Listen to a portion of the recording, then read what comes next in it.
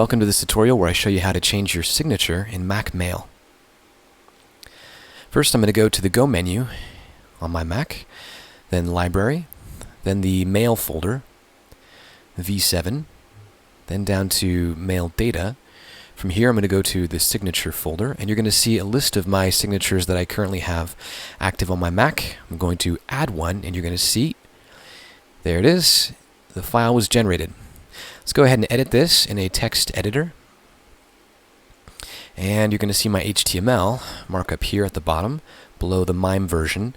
Notice the inline CSS. I'm going to take this out and replace it with a beautiful signature from HubSpot. I'm going to copy that, paste that in here, and I'm going to save this file. I'm then going to lock the file. You can right-click on it and get info.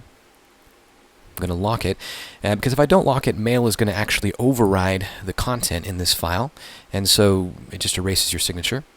I'm going to create an email, add my signature to the email so I can see how it looks, put a subject in. I'm going to send it, and when I receive it, I need to load my remote content because it's HTML. There we are. There's my signature. Well, I hope you enjoyed this video. Stay tuned on my channel where I touch on technical topics weekly.